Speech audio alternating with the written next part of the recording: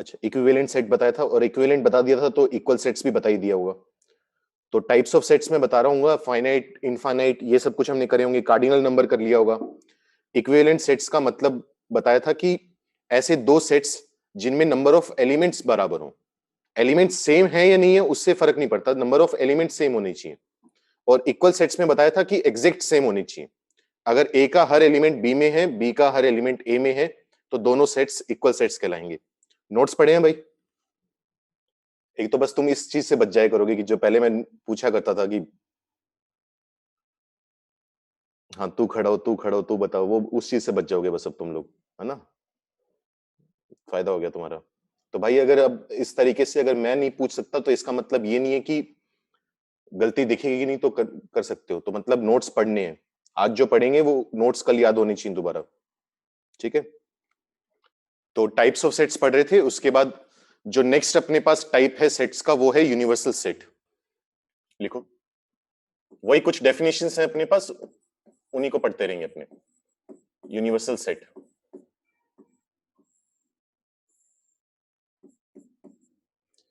तो पहले तो मतलब समझते हैं, उसके बाद फिर बात करेंगे कि कहना क्या, डेफिनेशन लिखेंगे। तो यूनिवर्सल सेट का मतलब ये होता है कि जो तुम जिस कॉन्टेक्स्ट के बाद में बात कर रहे हो, जिस बारे में डिस्कशन चल रहे, अगर तुम उसकी सारी पॉसिबिलिटीज ले लो, सारे पॉसिबल एलिमेंट्स ले लो, तो उसे हम बोलते हैं यूनिवर्सल सेट। देखो definition, the set of all the possible elements, elements का मतलब बताया था कि जो भी नंबर आ रहे होंगे या जो भी ऑब्जेक्ट्स आ रही होंगी, सेट में जो भी ऑब्जेक्ट्स आती हैं उनको एलिमेंट्स बोलते हैं। The set of all the possible elements in a discussion is called the universal set.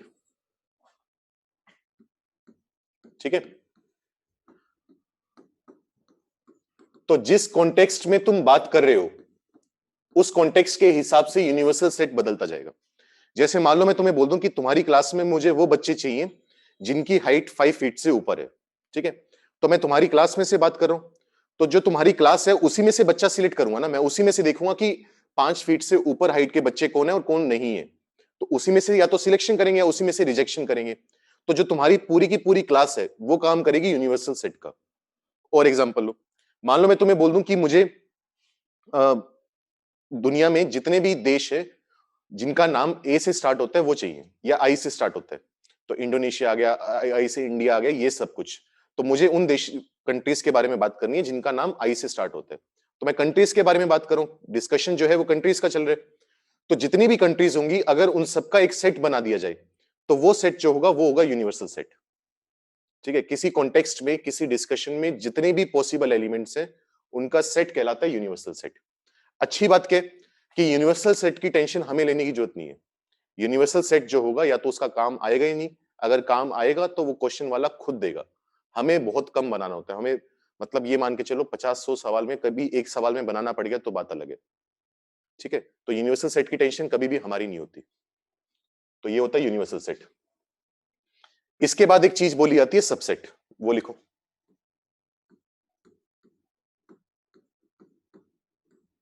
Subset का मतलब लिखो, if each element of set ए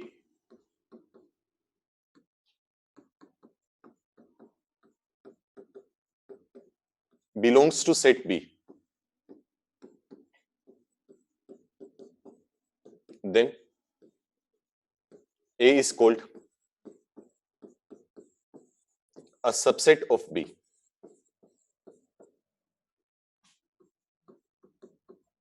ठीक है?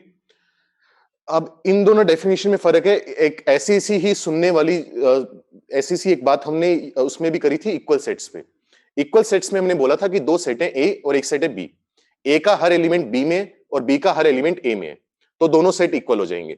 लेकिन यहां पर हम दोनों के बारे में बात नहीं कर रहे, हम सिर्फ इतना कह रहे हैं कि अगर ए सेट का हर एलिमेंट बी में है, बी का हर एलिमेंट ए में है नहीं है फर्क नहीं पड़ता मुझे, अगर ए सेट का हर एलिमेंट बी में है तो ए बी का सबसेट कहलाएगा।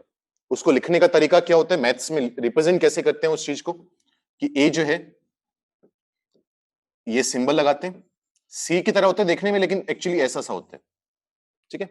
तो इसको पढ़ते कैसे, A is a subset of B. इसका मतलब ये एरो बना is a subset of B. ठीक है, जैसे एग्जांपल लो, मान लो मैं तुम्हें बोल दूं कि मेरे पास ए सेट है 1 2 3। जो एग्जांपल्स दूंगा वो भी नोट करते रहने साथ साथ। बी सेट है 1 2 3 4 5।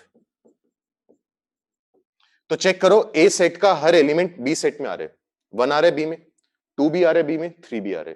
तो अगर ए का हर एलिमेंट बी में आएगा तो इसका मतलब ए बी का सबसेट होगा। तो हम लिख देंगे A is a subset of B. अच्छा, अब मैं तुमसे बोलूं कि बी ए का सबसेट है या नहीं है, तो चेक करो बी का हर एलिमेंट ए में आ रहा है या नहीं आ रहा। नहीं आ रहा। 4 जो है वो बी में है लेकिन ए में नहीं है। तो अगर बी का हर एलिमेंट ए में नहीं है तो बी ए का सबसेट नहीं होगा। नहीं होगा तो क्या कर दोगे, ये वाली चीज जैसे करते हैं ना, ये सिंबल का मतलब क्या है, इक्वल टू, और इस सिंबल का मतलब है नॉट इक्वल टू। तो यहां पर हम बोलेंगे A is a subset of B, यहां पर हम बोलेंगे B is not a subset of A. ये बात बोलना चाह रहे हैं हम। ठीक है, ये तरीका हुआ। तो एक तरह से अगर सिंपल भाषा में बोला जाए तो तुम ये कह सकते हो, अगर बी सेट को तोड़कर बी में से कुछ एलिमेंट उठाकर हम नया सेट बना दे तो वो उसका सबसेट होगा। जैसे यहां से चेक करो, इस सेट्स को तोड़कर ये वाला सेट बना सकते हो, ऊपर वाला। जैसे यहां से 1 2 3 लेकर ऊपर वाला बना दिया, तो जो नया बने वो सबसेट होगा पुराने वाले का। ये कहने का तात्पर्य है हमारा। तो नोट करो इतना जो लिखा हुआ है, इसमें कुछ नहीं समझ में आए तो बोलो। तो पहले ही मैंने बोला था काफी आसान सा चैप्टर है, फ्री के नंबर है अगर इसमें से सवाल आ जाए तो। कम आता है थोड़ा लेकिन बाकी चैप्टर्स में बहुत यूज है इसका। यूनियन इंटरसेक्शन वगैरह पढ़ेंगे वो काम के हैं हमारे। ठीक है, तो इसके बाद लिखो सबसेट हो गया अपना। नोट लिखो एक दो।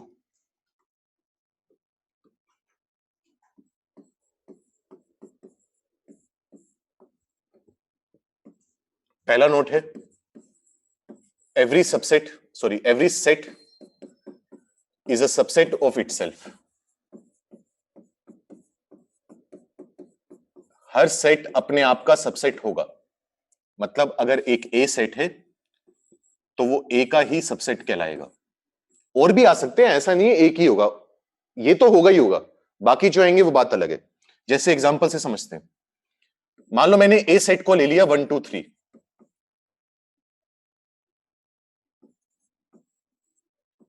तो ढंग से समझने के लिए ए को दोबारा लिख देते हैं 1 2 3। चेक करो ए सेट का हर एलिमेंट ए सेट में आ रहा है नहीं आ रहा, आ रहा ऑब्वियसली आ रहा है, दोनों बराबर है ना। इसका हर एलिमेंट इसके हर एलिमेंट के साथ मैच करेगा।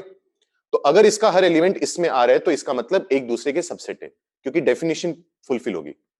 ठीक है, तो लेस देन इक्वल टू वाला काम होता है। जैसे हम क्या कहते हैं कि अगर x less than equal to y है तो जरूरी नहीं ना कि x y से छोटा ही होगा, हो सकता है x y के बराबर हो। तो उसी तरीके से दो सेट बराबर होंगे तो वो अब एक दूसरे के सबसेट कहलाएंगे। पहला पॉइंट तो ये था। सेकंड पॉइंट लिखो, फाई। फाई अगर तुम्हें याद हो तो हमने क्या नाम बोला था इसका, नल सेट, या दूसरा नाम था एम्प्टी सेट, या फिर इसको बोलते थे वॉइड सेट, खाली सेट जो होता था।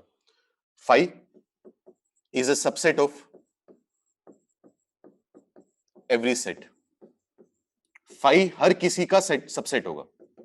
सबसेट मतलब छोटा वाला सेट, बार बार बोल रहे हैं अपने। कैसे, वो भी देख लो। एग्जांपल लिखते हैं, जैसे मान लो ए है 1 2 3।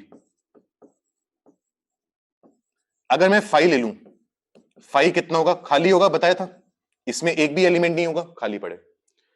तो फाई का हर एलिमेंट ए सेट में आ रहा है, बिल्कुल आ रहा है। फाई में कुछ है ही नहीं तो कुछ भी नहीं है। तो मैंने अभी थोड़ी देर पहले क्या बोला, अगर सिंपल लैंग्वेज में समझना चाहें तो हम ये बात बोलेंगे कि अगर किसी सेट को तोड़कर, तोड़कर मतलब कुछ एलिमेंट उठा लिए, एक उठाया, दो उठाए, सारे उठा लिए या कुछ भी नहीं उठाया, तो जो नया सेट बनेगा वो सबसेट बनेगा। तो इसको तोड़कर ये बना सकते हैं ना, मैंने कोई भी एलिमेंट पिक नहीं करा। तो फाई जो होगा वो ए का सबसेट होगा। तो मैं क्या लिखूंगा, phi is a subset of A. तो हर सेट अपने आप का सबसेट होगा, जो नल सेट है वो हर किसी का सबसेट होगा। दो पॉइंट तो ये हुए। तीसरा इंपॉर्टेंट पॉइंट लिखो,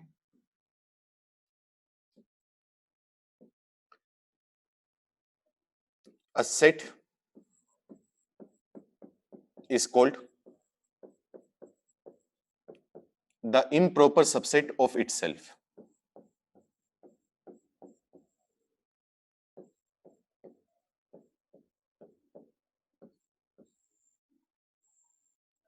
set is called the improper subset of itself.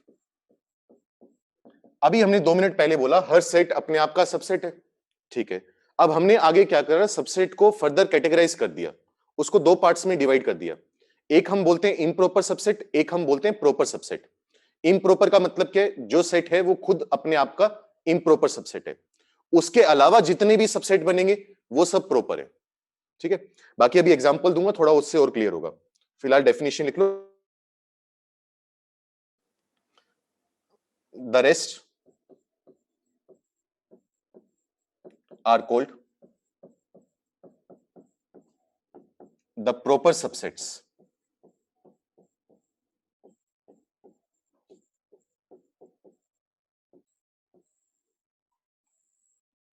ठीक है, एक सेट का जो खुद सेट होगा वो इम्प्रॉपर सबसेट कहलाएगा, बाकी जितने भी सबसेट बना सकते हो उन सबको प्रॉपर सबसेट्स की कैटेगरी में डिवाइड करते हैं, रखते हैं उसमें। अगर हो सकता है, मुझे पता नहीं, 9th-10th में शायद पढ़ाया जाता है या 8th में पढ़ाया जाता है, डिवाइजर जब पढ़ाते हैं तो उसमें पढ़ाते हैं एक इम्प्रॉपर डिवाइजर, एक होता है प्रॉपर डिवाइजर। अगर पढ़ा हुआ है तो बहुत बढ़िया, नहीं पढ़ा हुआ तो बाद में पीएनसी चैप्टर में पढ़ेंगे अपने। तो ये हुआ। नेक्स्ट पॉइंट लिखो जो जरूरी पॉइंट है, शायद सबसे ज्यादा जरूरी नोट है। If the set A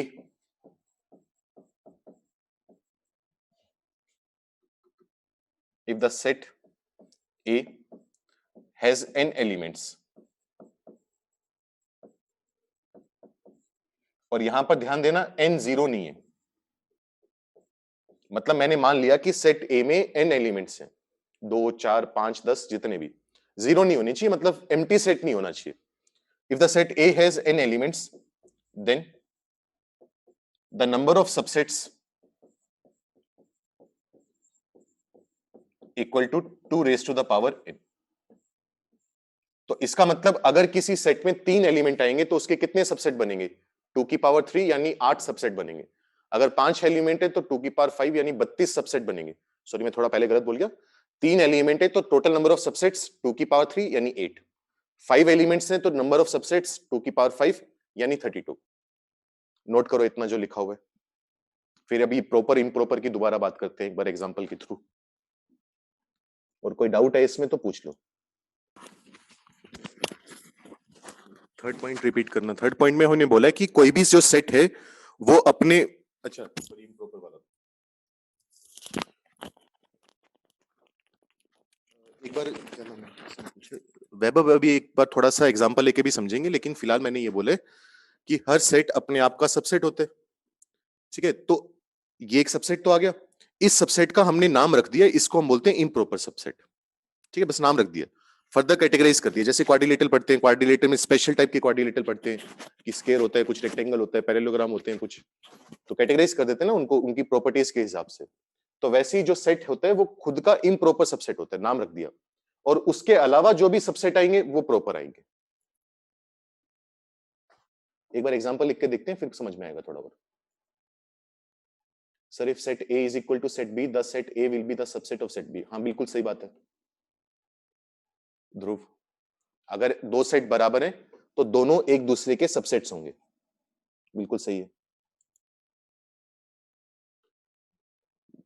Bhumi. Second point, second point में हमने बोला है कि जो नल सेट होता है वो हर सेट का सबसेट होता है। जैसे मैंने एग्जांपल लिया A है 1 2 3, 5 यानी नल सेट का मतलब खाली सेट पड़ा हुआ है, कुछ नहीं है इसमें। तो हमने क्या कहा, अगर किसी सेट को तोड़कर हम नया सेट बनाए, जैसे इसको तोड़ने का मतलब क्या होता है, या तो मैं सारे के सारे एलिमेंट ले लूं, या एक भी ना लूं, या 2 ले लूं, या 3 ले लूं, जितनी मेरी मर्जी हो, तो जो नया सेट बनेगा वो सबसेट होगा। तो मैंने इसको तोड़कर ये बना दिया, मैंने कोई एलिमेंट लिया ही नहीं, तो इसका मतलब ये सबसेट हुआ, तो 5 हर किसी का सबसेट होगा। या अगर डेफिनेशन से समझें तो डेफिनेशन में हमने क्या बोला था, अगर सेट ए का हर एलिमेंट सेट बी में है, प्रेजेंट है, तो ए बी का सबसेट होगा। अब 5 में क्या है, कोई भी एलिमेंट नहीं है ना, कोई भी नहीं है, तो इसका मतलब ये इसका क्या हुआ, सबसेट हुआ। तो 5 को सबका सबसेट बोल देते हैं। जैसे 1 होता है, 1 हम बोलते हैं ना सबको डिवाइड करता है, 1 7 को भी डिवाइड करेगा, 1 1 को भी डिवाइड करेगा, 1 5 को भी डिवाइड करेगा, तो 1 सबका डिवाइजर है। उसी तरीके से 5 सबका सबसेट होता है, हर किसी का। जैसे एग्जांपल देते हैं, देखो मैं मान लेता हूं कि मेरे पास ए सेट है, थोड़ा छोटा एग्जांपल ले लेते हैं, 1 2 3। मैं बनाना चाहता हूं इसके सबसेट। अब सबसेट बनाते वक्त मैंने क्या कहा, या तो तुम कुछ भी नहीं उठाओगे, तुमने एक भी एलिमेंट नहीं उठाया, खाली छोड़ दिया, तो खाली को क्या बोलते हैं, फाइव बोलते हैं, फाइव आ गया। या फिर तुम क्या करोगे, एक एलिमेंट उठाओगे। अब एक एलिमेंट जो उठाना है वो कौन सा उठाना है डिपेंड करेगा, या तो तुमने सिर्फ 1 उठाया, ये आ गया, या फिर तुमने सिर्फ 2 उठाया, ये आया, या फिर तुमने सिर्फ 3 उठाया, ये आ गया। तो ये सबसेट बनते जा रहे हैं। कितने सबसेट बन गए, एक 5 वाला बना, एक 1 वाला बना, एक 2 वाला, एक 3 वाला, हो गया। पहले कुछ भी नहीं उठाया, फिर एक एक एलिमेंट उठाया। अब मैं क्या कर सकता हूं, दो एलिमेंट भी उठा सकता हूं, दो नंबर ले सकता हूं। दो नंबर कौन से लेंगे, या तो 1 2 ले लिए, या फिर 1 3 ले लिए, और या फिर 2 3। इसके अलावा तो कोई पॉसिबिलिटी है नहीं। तो पहले 0 एलिमेंट लिए, फिर एक एलिमेंट लिया, फिर दो एलिमेंट लिए। अब मैं क्या करूंगा, तीनों के तीनों एलिमेंट ले लूंगा।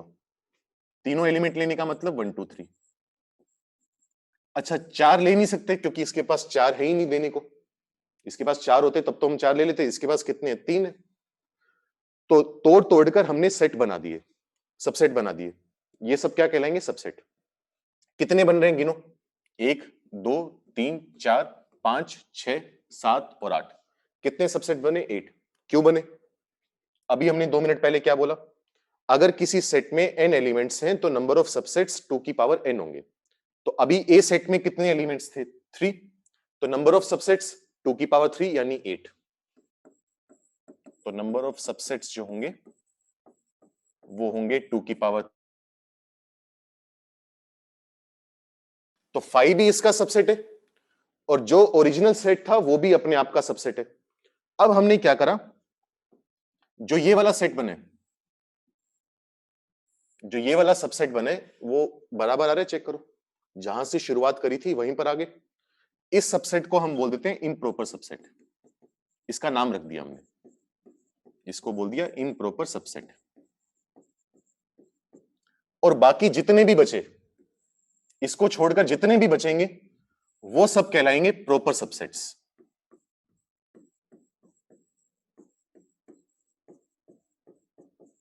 ठीक है, ये इम्प्रॉपर और बाकी सारे प्रॉपर। तो अगर कोई तुमसे पूछ ले कितने इम्प्रॉपर सबसेट हैं, 7। और इम्प्रॉपर कितने, एक।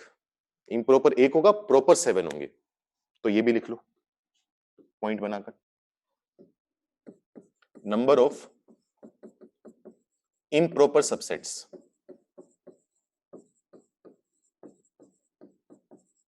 इम्प्रॉपर हमेशा एक ही होता है, जैसे यहां पर एक आया बस, और बाकी बचे हुए सारे प्रॉपर। तो नंबर ऑफ प्रॉपर सबसेट्स। तो टोटल हमने कितने निकाले थे, 2 की पावर n बोले थे हमने। तो टोटल में से अगर इम्प्रॉपर वाला हटा देंगे तो कौन से बचेंगे, प्रॉपर बचेंगे। तो टोटल 8 थे, उसमें से एक इम्प्रॉपर था, बाकी बचे हुए 7 प्रॉपर। ये बात बोलना चाह रहे हैं। अब बताओ, थोड़ा और क्लियर हुआ या और कुछ पूछने, जल्दी से बताओ, फिर ही आगे बढ़ेंगे। कोई पॉइंट नहीं क्लियर हुआ हो, कुछ ना समझ में आए हो, ठीक है। अब टाइप्स ऑफ सेट्स वगैरह पढ़ रहे थे हम, यूनिवर्सल सेट पढ़ा, फिर सबसेट पढ़ा। उसी कड़ी में अगला नंबर आता है, एक सेट है पावर सेट। लिखो, डेफिनेशन लिखो इसकी, क्या चीज है ये, power set. The set of all the subsets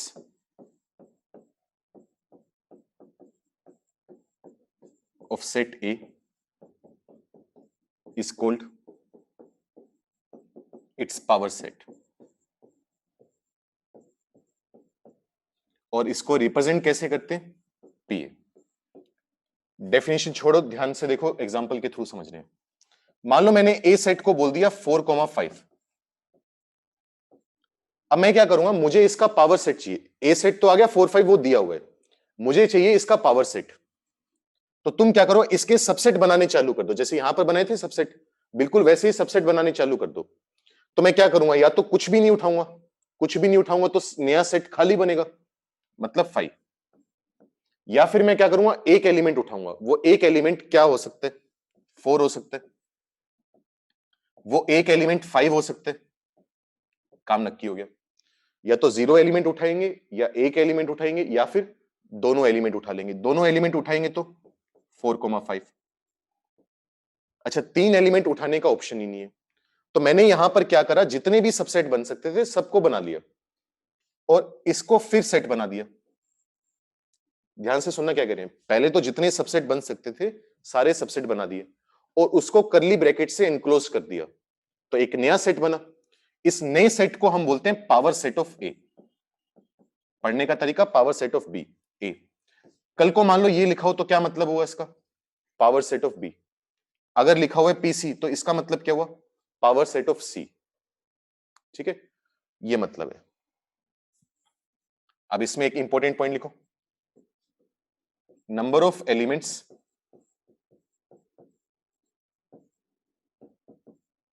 in power set of A. तो गिनकर देखो पावर सेट ऑफ ए में कितने एलिमेंट आ रहे हैं, 1 2 3 और ये 4। अब ये 2 एलिमेंट नहीं है, एक एलिमेंट है। जो पूरा सेट होगा उसको एक एलिमेंट की तरह ट्रीट करोगे, एक नंबर की तरह ट्रीट करोगे। तो कितने एलिमेंट्स आए, 4। तो जितने ए के सबसेट होंगे उतने ही तो पावर सेट में एलिमेंट्स होंगे। हमने क्या करा, एक सेट दिया हुआ था, उसके सब उस नए सेट को बोल दिया पावर सेट। तो जितने सबसेट होंगे उतने ही एलिमेंट्स होंगे। कितने सबसेट थे, 2 की पावर n। तो number of elements in PA is equal to 2 raise to the power n। ये अपने पास पावर सेट हुआ। नोट करो, कुछ नहीं समझ में आया तो पूछो जल्दी से। भाई डाउट अपने पूछ लेना, ऐसा नहीं होगा कि तुम्हें हर टॉपिक पहली बार में समझ में आ जाएगा, वो एक्सपेक्ट मत करना। तो चैट में लिखकर भेजो, जो डाउट है बात करेंगे उसके बारे में। बाकी इसके ऊपर क्वेश्चन करके देखते हैं, थोड़ा और क्लियर होगा क्या कहना चाह रहे हैं।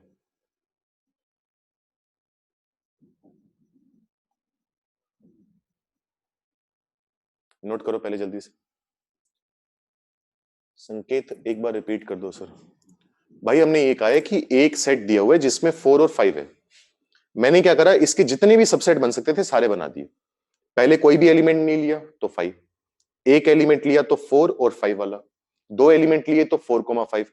जितने सबसेट बन सकते थे वो सारे बना दिए, उनके आगे पीछे करली ब्रैकेट लगा दिए, मतलब उनका उनसे एक नया सेट बना दिया। तो जो नया सेट बना है उसको पावर सेट बोलते हैं। जितने सबसेट आएंगे उतने ही इसमें एलिमेंट्स होंगे। तो टोटल कितने सबसेट्स बोले थे अभी 2 मिनट पहले, 2 की पावर n। तो number of elements in power set of A is equal to number of subsets, और नंबर ऑफ सबसेट्स का मतलब 2 की पावर n। ये बात बोली हमने। बाकी एग्जांपल करके देखते हैं, लिखो।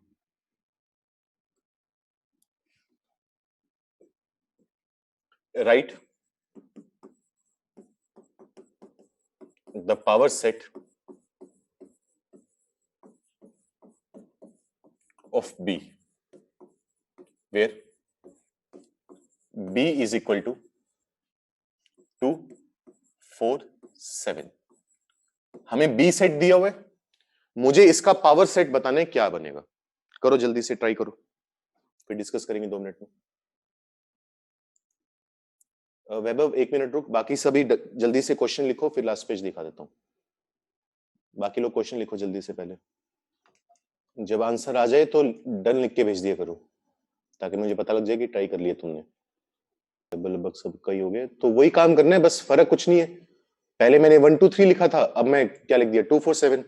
सबसेट बनाने चालू करो। तो 3 एलिमेंट है, या तो मैं कुछ भी नहीं उठाऊंगा, कुछ भी नहीं उठाया तो 0 एलिमेंट उठाए, मतलब क्या आया 5। या फिर मैं कोई एक एलिमेंट उठाऊंगा, एक एलिमेंट उठाने का मतलब या तो 2 उठाएंगे, या फिर 4 उठाएंगे, या फिर उठाएंगे 7। वो इतना, एक एक एलिमेंट उठा लिया। अब कितने उठाएंगे, 2 2 एलिमेंट उठाएंगे। 2 2 एलिमेंट का मतलब या तो 2 4 उठा लिया, या 2 और 7 को उठा लिया, या 4 और 7 को, 2 2 ले लिए। अब क्या लेंगे, 3 3 लेंगे, 2 4 7। जितने सबसेट बन सकते थे हमने बना दिए। अच्छा, जो हमने लिखा था ना नंबर ऑफ सबसेट्स, अभी क्या लिखा था मैंने, हमने लिखा था नंबर ऑफ सबसेट्स ये होंगे 2 की पावर n। तो ये फॉर्मूला हमारी थोड़ी मदद कर देता है कि कहीं हमसे कोई सबसेट छूट तो नहीं गया, क्योंकि ऐसा नहीं है ना कि हमेशा हमें याद रह जाएगा कि कोई सारे सबसेट बना दिए, क्योंकि इतने सारे बना रहे हैं गलती से एक आध छूट जाए। तो कितने एलिमेंट थे? 3 एलिमेंट थे, तो कितने सबसेट बनने चाहिए? 2 की पावर 3, 8 सबसेट्स बनने चाहिए। गिन लो 8 बन रहे नहीं बन रहे। ज्यादा बन गए तो इसका मतलब तब दिक्कत है, कम बने तो तब दिक्कत है, तो हमें गलती पर दिख जाएगी इसमें। तो 1 2 3 4 5 6 7 8 बन गए 8, मतलब सही है। इसका एक सेट बना दो इस तरीके से, तो जो नया सेट बना है वो क्या होगा? पुराने वाले का पावर सेट होगा, और उसको नाम क्या देंगे? PB.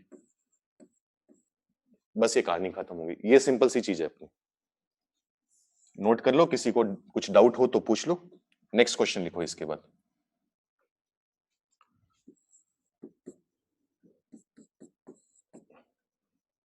If the set A has 56 more subsets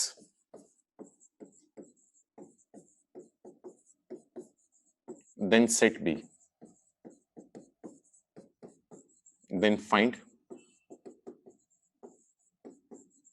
the number of elements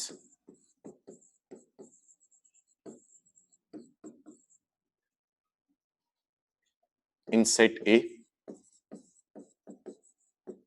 and set B। तो सवाल का मतलब समझा देता हूं, फिर ट्राई करना। सेट बी है, उसके कुछ सबसेट बन रहे हैं, 4 5 10 15 जितने भी बन रहे हैं। सेट ए के सबसेट्स हैं। सेट ए के पास 56 सबसेट्स ज्यादा हैं। जैसे मान लो बी के पास 2 सबसेट है, तो ए के पास कितने सबसेट होंगे? 56 प्लस 2 यानी 58 सबसेट्स होंगे। ये हमें दिए हुए। तुम्हें बताना है कि सेट ए और सेट बी में कितने एलिमेंट्स हैं, नंबर ऑफ एलिमेंट्स, जिसका अगर तुम्हें याद होगा तो उसका नाम मैंने लिखवाया था कार्डिनल नंबर। ठीक है, करो, ट्राई करो, फिर डिस्कस करते हैं। चलो देखो कैसे करोगे, थोड़ा अच्छा सवाल है वैसे ये। हमें सेट ए और सेट बी में नंबर ऑफ एलिमेंट्स निकालने, हमें कोई आइडिया नहीं है, लेकिन ये सबसेट की बात कर रहे हैं। अब सबसेट, नंबर ऑफ सबसेट तो तभी निकाल पाओगे ना जब नंबर ऑफ एलिमेंट्स पता होंगे। तो मान लेते हैं, तो लिखोगे let the number of elements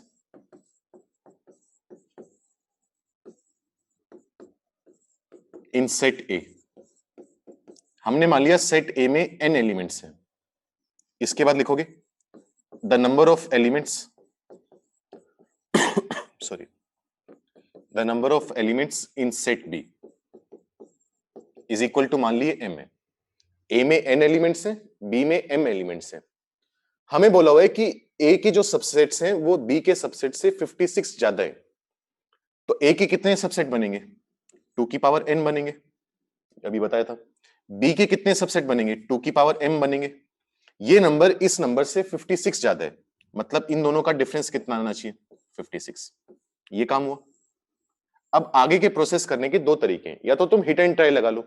तुम्हें पता है कि 2 की पावर में कौन कौन से नंबर आते हैं? 2 की पावर में 2 नंबर आते हैं, फिर 2 का स्क्वायर 4 होता है, 2 का क्यूब 8, फिर 16, 32, 64, 128 एंड सो ऑन। तो या तो तुम यहां से हिट एंड ट्रायल करके ये देख लो कि किन दो नंबर का डिफरेंस 56 आ रहे हैं। तो चेक करोगे 8 का और 64 का, इन दोनों का डिफरेंस कितना आ रहा है? 56। मतलब ये बड़े वाला नंबर कितना होना चाहिए? 64, और ये जो छोटे वाला नंबर है वो होना चाहिए 8। इक्वल करवा दो। तो 2 की पावर n जो है वो 64 है, 64 का मतलब 2 की पावर 6। पावर कंपेयर करोगे तो n की वैल्यू 6, n की वैल्यू 6 आ गई, मतलब एक के नंबर ऑफ एलिमेंट्स पता लग गए 6। इसी तरीके से 2 की पावर m कितना है? 8 है, वो लिख दो। 2 की पावर है m 8, 8 का मतलब 2 का क्यूब। पावर कंपेयर करवाओ, m की वैल्यू 3 आ गई, और m आने का मतलब हमारे पास सेट बी के एलिमेंट्स आ गए जो कि 3 एलिमेंट्स हैं। तो जो पूछा हुआ था वो हमने निकाल लिया कि ए सेट में 6 एलिमेंट्स हैं और बी सेट में 3 एलिमेंट्स हैं। ये तरीका हुआ, सबसे सिंपल तरीका तो यही है। कोई दिक्कत है पूछ लो, नहीं तो जल्दी से नोट करो, अगला टॉपिक करते हैं या अगला सवाल करते हैं। वैभव क्या दिक्कत आई बता। ऐसा नहीं, देख भाई, एक तो थोड़ा डाउट थोड़ा ढंग से पूछना है अपने को ना। तुम्हें ये नहीं बोलना कभी भी कि पूरा रिपीट कर, मतलब बोल सकते हो अगर नहीं समझ में आए तो, लेकिन कोशिश ये करो कि ये ना बोलो कि पूरा रिपीट कर दो, क्योंकि उसका कोई तुक नहीं होता। नॉर्मली हमें एक या दो स्टेप समझ में नहीं आते, तो जिस स्टेप में दिक्कत हो वो लिखकर भेज दो कि third step, fourth step, fifth step, ये बता दो या जो भी है, ठीक है। पूरा ना समझ में आए तो पूरा भी पूछ लो भले।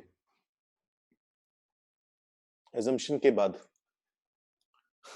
एजम्पशन के बाद हमने ये बोला है कि सेट ए के जो सबसेट हैं वो सेट बी के सबसेट से 56 ज्यादा है।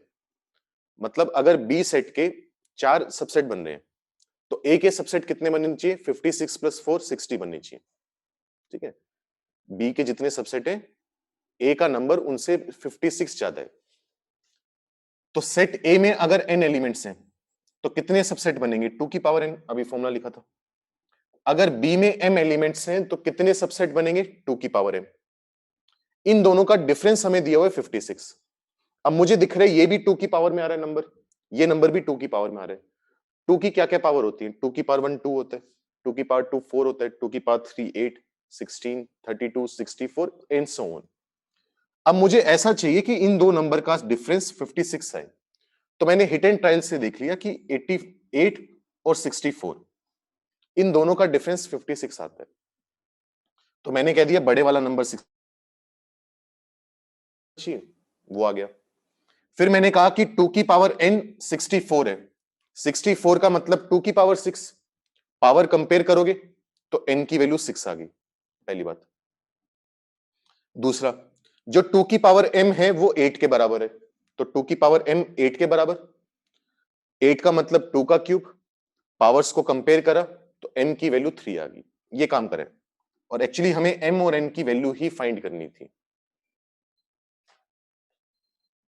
अब बताओ वैभव, अभी कोई डाउट है क्या? लिखो फिर, अगर लास्ट क्वेश्चन लिखो फिर नेक्स्ट टॉपिक पढ़ेंगे। Find the power subset, power set of 5. Find the power set of 5. 5 क्या एम्प्टी सेट है, उसका पावर सेट बताओ क्या आएगा। सोचो एक बार जल्दी से, आंसर टाइप करके भेज पाओ तो बहुत बढ़िया, ना भेज पाओ तो बस डन लिख के भेज दो। चलो देखो कैसे करोगे। अब पावर सेट का मतलब क्या, पहली बात तो लिखेंगे क्या इसको, आंसर चालू कहां से करेंगे। अगर ए का पावर सेट लिखना हो तो पी ए लिखते हैं, 5 का पावर सेट लिखना होगा तो पी 5 लिखेंगे, इक्वल टू।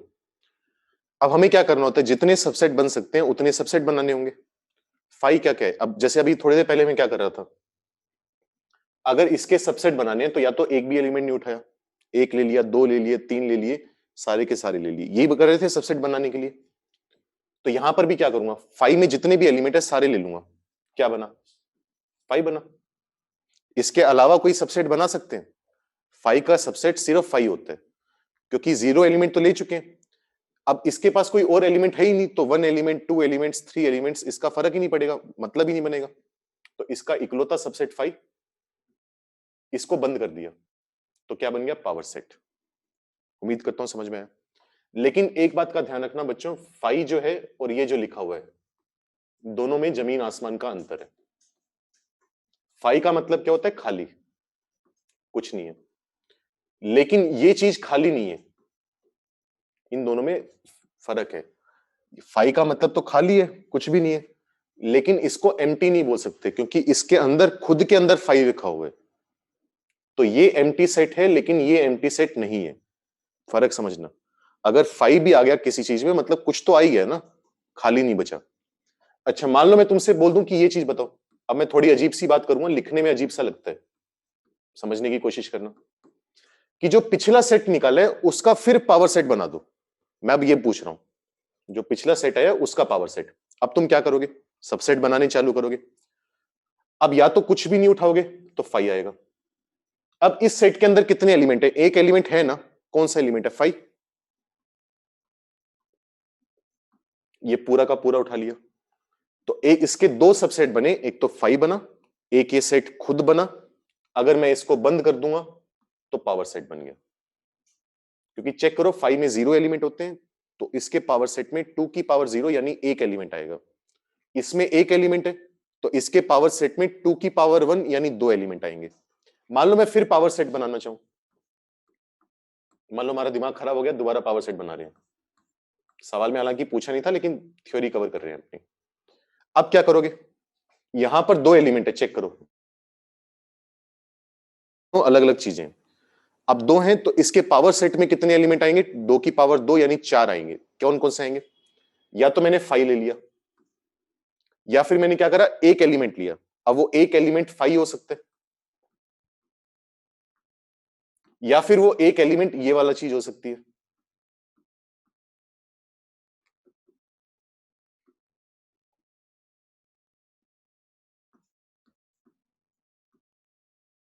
या फिर मैं दोनों को ले सकता हूं।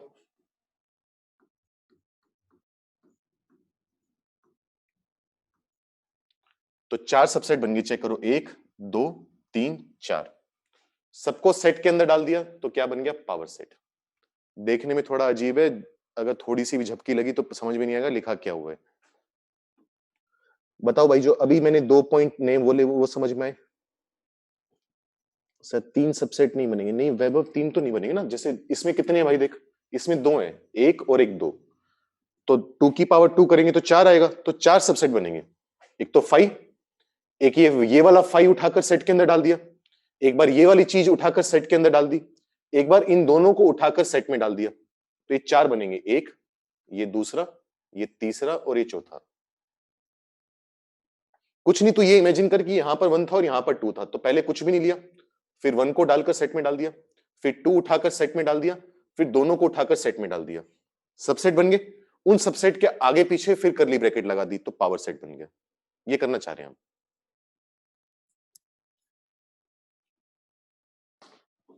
ठीक है, बढ़े आगे। और भाई एक चीज मैं और बोल रहा हूं, पहली क्लास में इसलिए बोल रहा हूं ताकि बाद में तुम्हें भी दिक्कत ना हो, मुझे भी दिक्कत ना हो। कुछ बच्चों की कभी कभी थोड़ी सी आदत ये होती है कि अब नेक्स्ट लेक्चर में बोलेंगे कि सर वो टॉपिक दोबारा बता दो, वो करवाना थोड़ा पॉसिबल नहीं हो पाता, अपना सिलेबस बहुत लंबा है, ठीक है।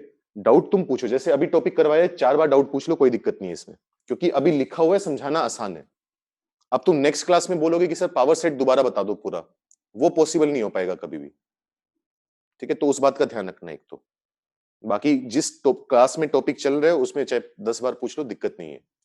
इसके रिकॉर्डेड लेक्चर भी तुम्हें मिलेंगे, वो रिकॉर्डेड लेक्चर भी तुम देख सकते हो, जो पर्टिकुलर टॉपिक में दिक्कत आए तुम्हें। चलो आगे बढ़ते हैं। तो टाइप्स ऑफ सेट्स पूरे हो गए, पावर सेट पूरा हुआ। नेक्स्ट टॉपिक लिखो, Venn diagram.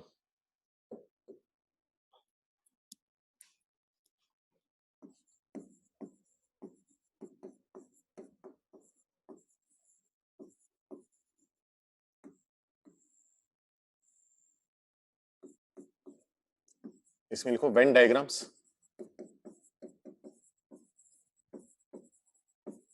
Are used to represent sets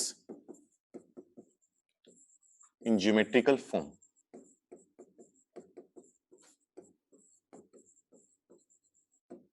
ठीक है,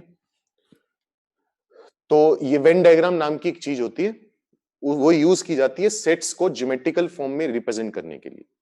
जैसे इससे हटकर चीज है, लेकिन फिर भी एग्जांपल वो ले लेते हैं। जैसे 2x + y = 3 है, ये क्या है, x और y में एक लीनियर इक्वेशन है ना, इस लीनियर इक्वेशन को हम ज्योमेट्रिकली रिप्रेजेंट कर लेते हैं इस तरीके से, तो इसका ज्योमेट्रिकल रिप्रेजेंटेशन ये हुआ। वैसे ही हम ये सीखेंगे कि अगर हमारे पास सेट्स दी हो, तो उन सेट्स को ज्योमेट्रिकली कैसे रिप्रेजेंट करते हैं। तो जिन बच्चों ने 10th में या 9th में मेंटल एबिलिटी की तैयारी करी होगी, एनटीएससी की तैयारी करी होगी, उन्होंने पहले से देख रखा होगा। जिन्होंने नहीं देख रखा वो धीरे धीरे सीखोगे। तुमने ऐसा काम करा होगा कि एक डब्बा बनाते थे, कुत्ते बिल्ली वाला सवाल आता था कि बिल्लियों को अलग रख दिया, कुत्तों को अलग रख दिया, पढ़ा हुआ ऐसा कुछ कुछ।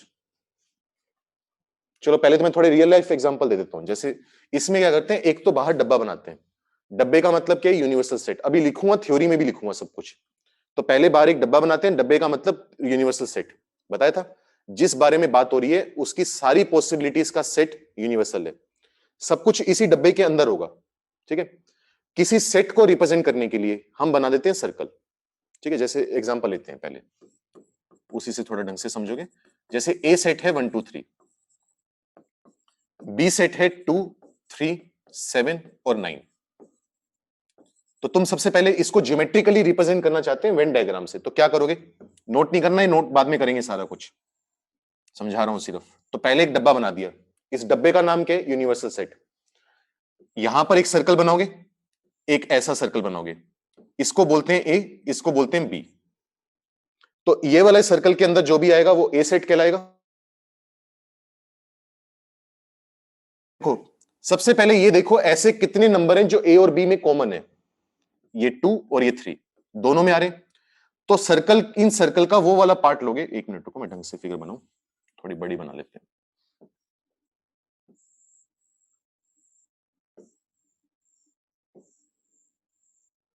ये ए है और ये बी है।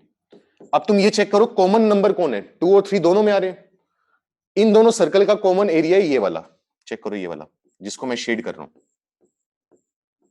तो अगर कोई पॉइंट यहां पर आएगा तो वो ए सेट में भी आएगा, ए वाले सर्कल में, वो बी वाले सर्कल में भी आएगा। बहुत बढ़िया। तो इसका मतलब 2 और 3 को हम कहां पर रखेंगे? यहां पर रखेंगे। 2 यहां पर, 3 यहां पर, मतलब 2 ए में भी आ गया, 2 बी में भी आ गया। सेम काम 3 के साथ। अच्छा जो 1 है, 1 सिर्फ और सिर्फ किसके पास है? ए के पास। तो 1 उस एरिया में रखा जाएगा जो सिर्फ ए के पास है, मतलब ये वाला एरिया। क्योंकि चेक करो अब 1 सिर्फ ए में आ रहा है, बी में नहीं आ रहा। ठीक है। अच्छा बी के पास कौन से नंबर है? 7 और 9, वो रखे जाएंगे यहां पर, क्योंकि 7 और 9 सिर्फ बी के पास आएंगे, ए के पास नहीं होंगे। तो ये तरीका होता है सेट्स को वेन डायग्राम से रिप्रेजेंट करने का। अब इस डायग्राम को देखकर कोई आदमी बता सकता है, मान लो हमें तो पता थे सेट्स के, मान लो कोई नया आदमी आया कमरे में, उसको देखने की कौन सा सेट किस चीज से बना हुआ है, तो वो देखकर बता देगा कि 2 और 3 तो ए और बी में कॉमन है। अच्छा ए में ए 1 भी आ रहा है और बी में 7 और 9 भी आ रहे हैं। इसको बोलते हैं वेन डायग्राम से रिप्रेजेंटेशन। थोड़े अगर रियल लाइफ एग्जांपल देखना चाहो, हालांकि मैथ्स में हमें नहीं पढ़ने, सवाल भी नहीं आएंगे, लेकिन कुछ इस तरीके से कहा जाता है। जैसे मान लो मैं तुम्हें बोल दूं, अगर तुमने देखे हो तो मेंटल एबिलिटी में पढ़ाए जाते हैं डॉक्टर्स, ठीक है, मैन बोल दिया और क्या लोगे, ये बोल दिया। चलो अब इसका वेन डायग्राम बनाना है, तो तुम क्या बोलोगे? ये मान लो आदमियों का सर्कल है, दुनिया में जितने भी आदमी हैं वो सारे इस सर्कल में बैठे हैं। दूसरा सर्कल हमें बनाना है डॉक्टर का, वो डॉक्टर का सर्कल कैसा बनेगा? इस तरीके से। अब इसका मतलब क्या हुआ? जो लोग यहां पर बैठे हैं वो आदमी तो है लेकिन वो डॉक्टर नहीं है। जैसे मान लो मैं हो गया, तुम लोग हो गए। जो कॉमन पार्ट होगा इसका मतलब वो लोग हैं जो आदमी भी हैं, मेल भी हैं और डॉक्टर भी हैं। ये कौन सा हिस्सा हुआ? वो लोग हुए जो मेल नहीं है लेकिन डॉक्टर हैं, मतलब जो लेडीज डॉक्टर हैं, वुमेन है, फीमेल है। तो इस तरीके से रिप्रेजेंटेशन करते हैं, तो देखकर हमें आइडिया लग जाता है। अब जैसे मान लो मैं बोलूं, जैसे मैंने बताया था कुत्ते बिल्ली वाला सवाल जो था, अगर मुझे इनके सर्कल बनाने हो तो कैसे बनाऊंगा? अब मैं इनके सर्कल ऐसे नहीं बनाऊंगा, कारण इसका मतलब तो क्या है कि जो यहां पर बैठा होगा वो कुत्ता भी है, बिल्ली भी है, दोनों हो गए, कैट और डॉग दोनों हो गए। वो तो पॉसिबल है नहीं ना, या तो कैट होगा या डॉग होगी, मतलब डॉग होगा या कैट होगी। तो इसीलिए इनके सर्कल कैसे बनाए जाते हैं? अलग अलग, कि कुछ भी कॉमन नहीं होगा। कुत्ते अलग बैठे हैं, बिल्लियां अपनी अलग बैठी हैं, ये वाला गलत हो गया। तो ये रिप्रेजेंटेशन होता है, इसको वेन डायग्राम बोलते हैं। थोड़ा समझ में आया क्या करना चाह रहे हैं? नोट मत करने लग जाना इस चीज को, कुत्ते बिल्ली कहीं सही में लिख लो। ठीक है, मैथ्स की थ्योरी लिखना चालू करो। Venn diagrams are used to represent sets in geometrical form, क्योंकि इस तरीके से फिगर में देखना, ऑब्जर्व करना, उनके बारे में बात करना हमारे लिए आसान हो जाता है, सिंप्लीफाइड हो जाता है। इसमें पॉइंट लिखो पहला, the universal set is usually represented by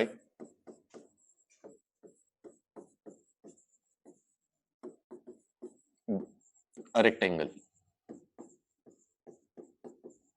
universal set को नॉर्मली हम रेक्टेंगल से रिप्रेजेंट करते हैं। डब्बा बना दो, वो यूनिवर्सल सेट हो गया।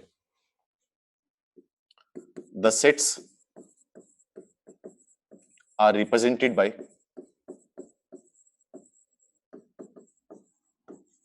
सर्कल्स। और जो जैसे बना रहे थे ना डॉक्टर्स का, मेल्स का, फीमेल्स का, या कैट का, डॉग का, तो उनको किससे रिप्रेजेंट करेंगे? एक सर्कल से। जो सर्कल में आ गया वो उस सेट में है, जो नहीं आया वो उसके बाहर है। Venn diagram. अब धीरे धीरे इसको पढ़ना चालू करेंगे। नेक्स्ट टॉपिक, अभी खत्म नहीं हुआ टॉपिक, इसी को आगे बढ़ाएंगे अभी थोड़ी देर में। इसमें जैसे एक टाइप लिख लो, इसमें टाइप क्या लिखोगे?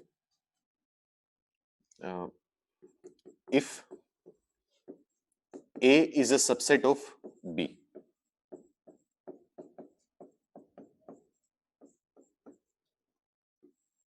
if A is a subset of B, ठीक है।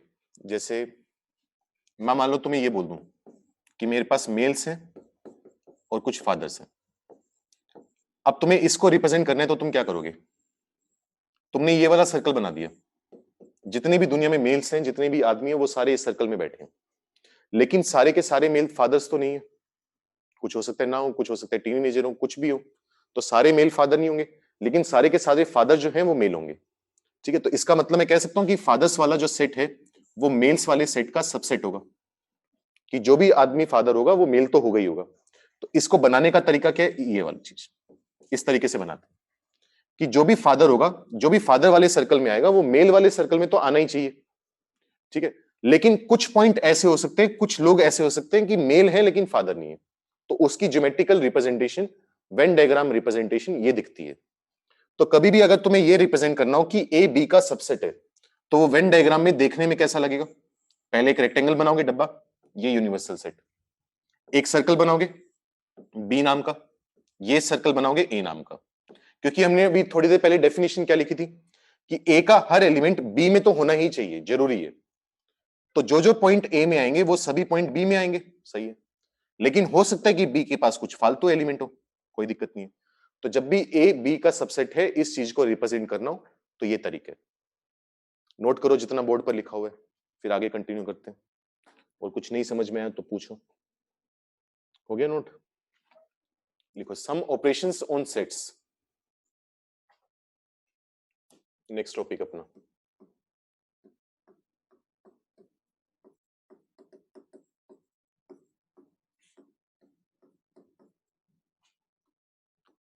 जैसे दो नंबर के ऊपर तुम ऑपरेशन लगा सकते हो ना, जैसे क्या लगा सकते हो? उनको ऐड कर सकते हो, मल्टीप्लाई, डिवाइड, सब्ट्रैक्ट, ये सब कुछ ऑपरेशंस होते हैं, बेसिक अलजेब्रिक ऑपरेशंस होते हैं। वैसे ही दो सेट्स के बीच में भी तुम, या दो या तीन सेट्स के बीच में ऑपरेशन लगा सकते हो। हर ऑपरेशन का अलग अलग काम पहले से डिसाइडेड है। जैसे प्लस का काम डिसाइडेड है ना, कि 5 और 4 को ऐड करोगे तो 9 आएगा, हमें पता उनको जोड़ना है।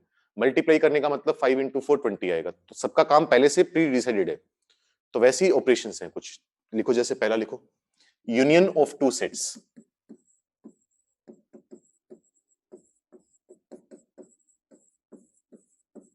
अब जैसे एडिशन के लिए हम ये वाला सिंबल यूज करते हैं, सब्ट्रैक्शन के लिए ये वाला, मल्टीप्लाई के लिए ये वाला, वैसे ही यूनियन के लिए क्या यूज किया जाता है? एक यू। तो ध्यान से देखना आप क्या बोल रहे हैं। एक सेट ए है, दूसरा सेट बी है, बीच में यू लगा दिया, मतलब इनका यूनियन ले दिया। पढ़ते कैसे हैं? A union B. अब इसका मतलब क्या?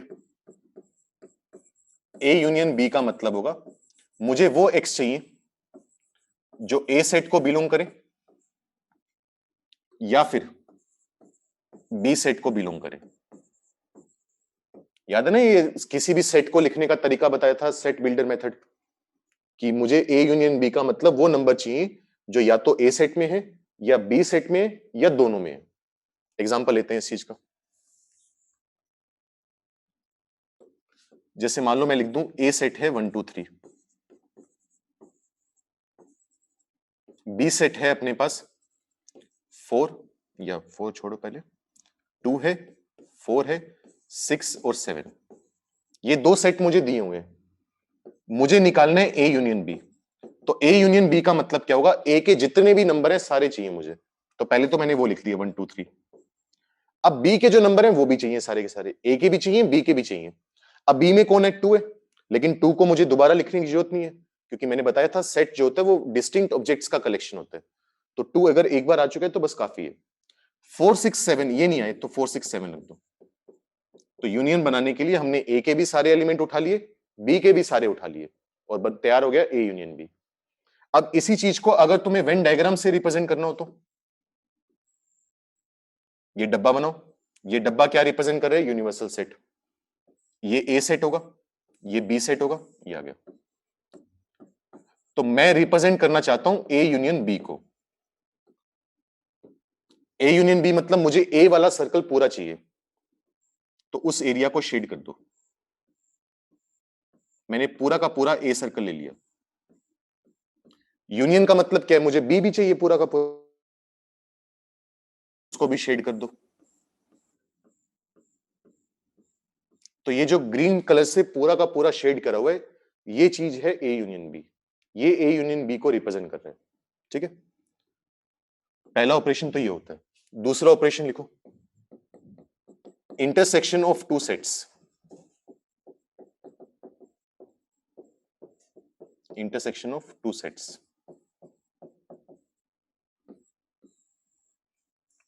जैसे यहां पर हमने यूनियन को रिप्रेजेंट करा यू से, इंटरसेक्शन को रिप्रेजेंट करते हैं उल्टे यू से, इस तरीके से। ये सिंबल होता है पढ़ने का तरीका, ए इंटरसेक्शन बी। अब इसका मतलब क्या है? यहां पर तो हमने क्या बोला था कि मुझे ए के भी सारे नंबर चाहिए, बी के भी सारे चाहिए। यहां पर हम बोलेंगे कि मुझे कॉमन चाहिए, ऐसे नंबर चाहिए जो ए में भी हैं, बी में भी हैं, दोनों में प्रेजेंट होने चाहिए। मतलब ऐसा एक्स जो ए में भी हो एंड बी में भी हो। तो फर्क क्या है इस एक शब्द का? यहां पर और वर्ड यूज किया जाता है कि या तो ए में हो या बी में हो या दोनों में हो। यहां पर कौन सा वर्ड यूज किया जाता है? एंड। इसमें भी होना चाहिए, इसमें भी होना चाहिए। एग्जाम्पल को यूज करके देखते हैं। अगर तुमसे कोई पूछ ले ए इंटरसेक्शन बी, तो कॉमन एलिमेंट कौन है? ऐसा नंबर कौन है जो दोनों में आ रहा है? 2। तो ये बन गया ए इंटरसेक्शन बी। डेफिनेशन समझ में आई, एग्जाम्पल समझ में आया। अब देखते हैं वेन डायग्राम में देखने में कैसा दिखेगा। तो वेन डायग्राम बनाने के लिए सबसे पहले डब्बा बनाओगे। इस डब्बे का नाम यूनिवर्सल सेट, इस सर्कल का नाम ए, इस सर्कल का नाम बी। मैं चाहता हूं ए इंटरसेक्शन बी, मतलब मुझे वो एरिया चाहिए जो ए सर्कल के अंदर भी हो, बी सर्कल के अंदर भी हो। तो कौन सा एरिया आएगा? ये वाला। ये वाला एरिया दोनों सर्कल के अंदर आ रहा है। तो ग्रीन पार्ट रिप्रेजेंट करेगा ए इंटरसेक्शन बी, यहां पर ग्रीन पार्ट रिप्रेजेंट करेगा ए यूनियन बी। तो ये फिगर्स भी बनानी है, एग्जाम्पल भी नोट करने हैं साइड में कहीं पर। समझ लो, पढ़ लो, कोई दिक्कत है नहीं समझ में आया तो पूछ लो। आवाज नहीं आ रही है भाई? आ रही है वैभव? हाँ भाई, बाकी लोग बोलो, आवाज आ रही है? नहीं, ये वैभव कह रहे नहीं आ रही, कहीं फालतू में पढ़ाता रहूं। और आ रही है, मानी कह रहा आ रही है, बिल्कुल आ रही है। ठीक है, समझ में आया जो बोला है भाई?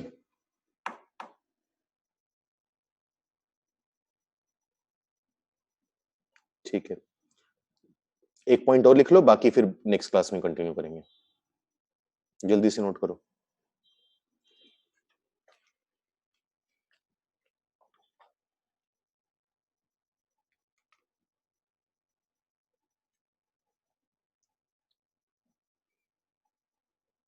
एक दो पॉइंट और लिख रहे हैं, कॉम्प्लीमेंट, डिफरेंस, ये सब कुछ।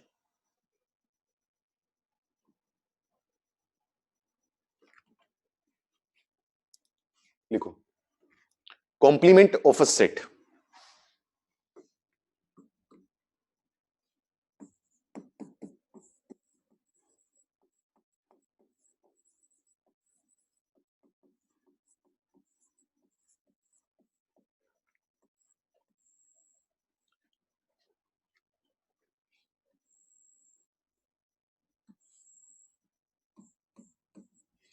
किसी भी सेट का कॉम्प्लीमेंट लिखने का तरीका क्या है, होता क्या है, वो देखते हैं अभी थोड़ी देर में। लिखने का तरीका क्या है? या तो तुम क्या करो, ए के ऊपर डैश लगा दो, मतलब इसको पढ़ेंगे क्या? Complement of set A. या फिर सेट के ऊपर छोटा सा एक सी लगा दो, तो ये भी क्या है? कॉम्प्लीमेंट। अब इसका मतलब क्या हुआ? ए सेट के कॉम्प्लीमेंट का मतलब होता है कि मुझे वो नंबर चाहिए जो ए सेट में नहीं है। मतलब ये क्या करते हैं, एक दूसरे का उल्टा काम करते हैं। दो सेट हैं, एक ए है और एक उसका कॉम्प्लीमेंट है। जो ए में होगा वो ए कॉम्प्लीमेंट में नहीं होगा, जो ए में नहीं होगा वो ए के कॉम्प्लीमेंट में होगा। ठीक है, अगर एक में है तो दूसरे में नहीं होना चाहिए, दूसरे में है तो पहले में नहीं होना चाहिए, ये बात बोल रहे हैं। अगर वेन डायग्राम से रिप्रेजेंट करना हो तो कैसे रिप्रेजेंट करेंगे? ये डब्बा क्या रिप्रेजेंट कर रहा है? Universal set. ये वाला सर्कल क्या है? ए सेट। लेकिन मुझे शो करना है ए कॉम्प्लीमेंट को, मतलब मुझे वो एरिया चाहिए जो इस सर्कल के अंदर नहीं आ रहा, तो इस सर्कल के बाहर वाला एरिया चाहिए, तो शेड कर दो इस एरिया को।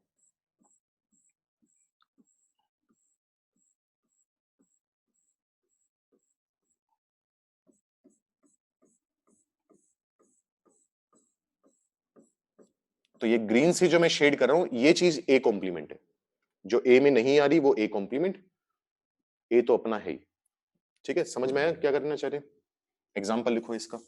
इसके लिए यूनिवर्सल सेट की जरूरत है, और वो तुम नहीं बताओगे, वो मैं बताऊंगा, सवाल वाला बताता है हमेशा। तो यूनिवर्सल सेट मान लो दिया हुआ है 1 2 3 4 5 6 7, और मैं तुम्हें ए सेट दे दूं 2 4 और 7। मुझे चाहिए ए का कॉम्प्लीमेंट, ए डैश। अच्छा, एक सिंबल और भी है इसका, एक मिनट रुको, वो तो मैं खुद भूल गया। जैसे मैंने बताया, ए डैश भी लिखते हैं, ए सी भी लिखते हैं, और एक और सिंबल होता है ए बार। ए के ऊपर बार लगा दो तो मतलब कॉम्प्लीमेंट है। तो मुझे चाहिए ए डैश। ए डैश का मतलब मुझे वो नंबर चाहिए जो ए में नहीं आ रहे। कौन कौन से नंबर ए में नहीं आ रहे? 1 नहीं आ रहा, 3 भी नहीं आ रहा, 5 और 6 भी नहीं आ रहे। तो जो नंबर ए में नहीं आ रहे वो किस में आएंगे? ए के कॉम्प्लीमेंट में। समझ में आया क्या कर रहे हैं? ये इसकी डेफिनेशन हुई, ये इसका एग्जांपल हुआ, और ये वेन डायग्राम से रिप्रेजेंट करने का तरीका हुआ। तो भाई आज के लिए एक बार तो इतना ही है। अब 2 मिनट, हम 2-3 मिनट कुछ बात करेंगे। पहले तो ये बताओ, आज पहली हमारी प्योरली ऑनलाइन क्लास थी, कुछ दिक्कत महसूस हुई?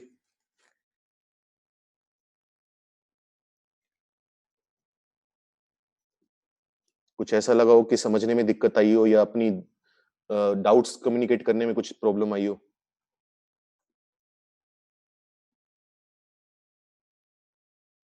सही है, सब कुछ समझ में आया?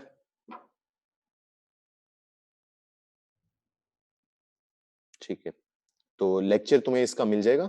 जैसा कि मैंने तुम्हें पहले भी बोला था, इसमें लेक्चर जो है मैं तुम्हें वो अपलोड करवा दूंगा। कहोगे तो अगर ज्यादा इच्छा है तो जो आज पढ़ाया वही लेक्चर अपलोड करवा दूंगा, या वही लेक्चर कर लो, या तो एक काम करो, चलो देखते हैं, हो सकता है, क्योंकि जो शिखर मेड नॉन मेड में जो पहला बैच बना था उसमें जो लेक्चर हुए थे, हो सकता है मैं तुम्हें वो दिलवा दूं। पढ़ाया हुआ सेम है, आगे पीछे हो सकता है और कुछ नहीं। तो टॉपिक अपना ये अभी कंप्लीट नहीं हुआ। अभी हमने 3 ऑपरेशन पढ़े हैं, यूनियन, इंटरसेक्शन और कॉम्प्लीमेंट। अभी कुछ और भी बचे हुए हैं, difference of sets, symmetric difference of two sets, वो सब कुछ वो भी पढ़ेंगे। दूसरी बात भाई, नोट्स अपने बनाओगे, नोट्स प्रॉपर होने चाहिए। कुछ दिनों बाद तुम्हारे नोट्स चेक किए जाएंगे कि तुमने बनाए हैं भी नहीं बनाए। ठीक है, वैसे टाइम बचा हुआ है ना अभी, तो 2-3 मिनट लिख लो, एक आध चीज और लिख लो, जितना टाइम बचा हुआ उतना और पढ़ लो, फिर बाकी नेक्स्ट क्लास में। जल्दी से लिखो फिर। डिफरेंस ऑफ टू सेट्स कर ही लेते हैं, काम करते हैं, जितना कवर हो जाए उतना अच्छा है। Difference of two sets,